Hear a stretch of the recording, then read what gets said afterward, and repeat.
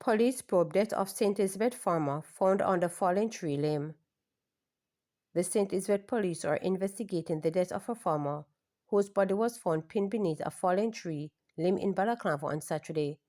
He has been identified as 32-year-old Ricardo Samuels of Newtown district in the parish. Passerbys reportedly stumbled upon Samuel's body in Eden Black River about 12:30 p.m. The body was reportedly lying on its back with a tree limb across the chest and neck. A chainsaw was found beside his right side. The police were summoned and upon arrival, processed the scene before moving the body to Black River Hospital, where death was confirmed. A post-mortem is to be conducted to determine the cause of death. JCSA assures that it continues to lobby for changes to arrangements, especially for remote and flexi work for public sector workers.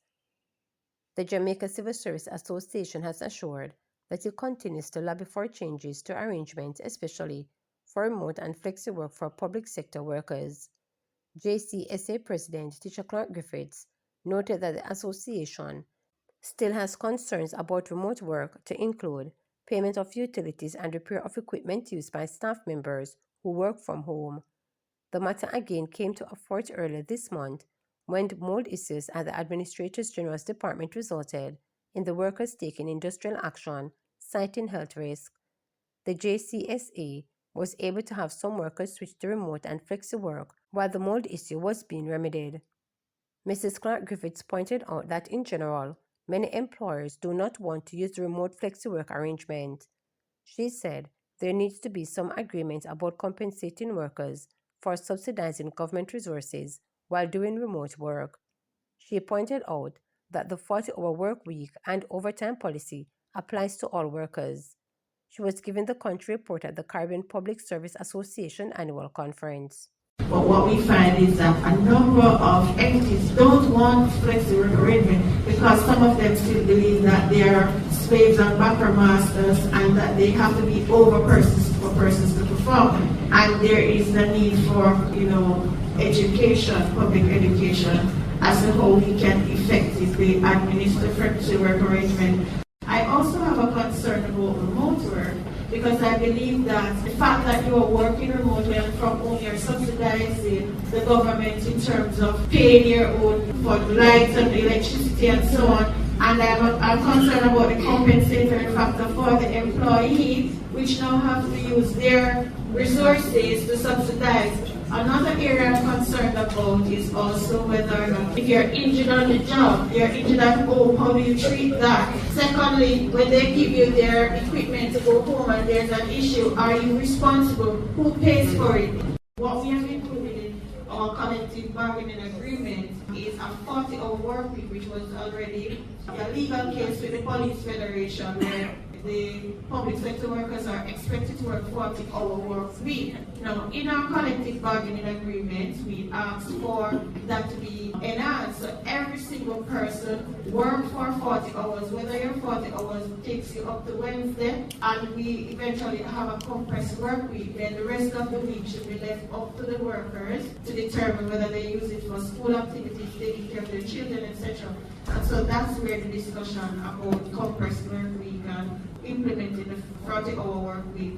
In addition to that, we have had our overtime policy being passed, and so we're asking for the government to, after the 40-hour work week, everybody is entitled to overtime. Statutory declarations of cabinet ministers to be made public if PNP wins election, says Golden. The statutory declarations of all members of cabinet will be made public if the People's National Party reforms the government after the upcoming general election. That commitment was given by PNP President Mark Golden during a parish meeting at Musgrave Square, Brownstown in St. Ann on Thursday night. Currently, only the declarations of the Prime Minister Dr. Andrew Holness and Golden in his capacity as opposition leader are filed with the Integrity Commission, Jamaica's main anti-corruption watchdog. The declarations are made public by law in some form. Golden is looking to expand the number of persons required to publicly declare their income and expenditure. He highlighted that only he and the Prime Minister must publicly declare and remark that no make no sense to me. Every member of the executive cabinet who is in government, they should have to have the summary of their declaration published as a matter of course. That is what good governance requires, and the next PNP government is going to deliver good governance to the people of Jamaica. The opposition leader also took a swipe at Holness, who has several years of declarations yet to be certified by the IC and who has a case against the Commission before the court following a damning investigation report made public last September in which it was revealed that the head of government was investigated for illicit enrichment. Golden declared that the PNP will support the institutions of good governance in the country and that he was the architect of the Integrity Commission because he realized corruption was a terrible problem in the country, holding us back as a nation. He then asked, how can we have a situation where the most important anti-corruption institution in the country is in court fighting for its life, a case brought by the Prime Minister himself, trying to strike down the very piece of legislation which he is under investigation for? It is a disgrace. It is a cloud over the image and reputation of Jamaica. Gordon pledged his support for both the IC and the Financial Investigations Division. Regarding the IC, he said, all I ask of them is that they deal with everybody fairly, but they must have no stone unturned, and the government must not interfere into its work, let the chips fall where they may.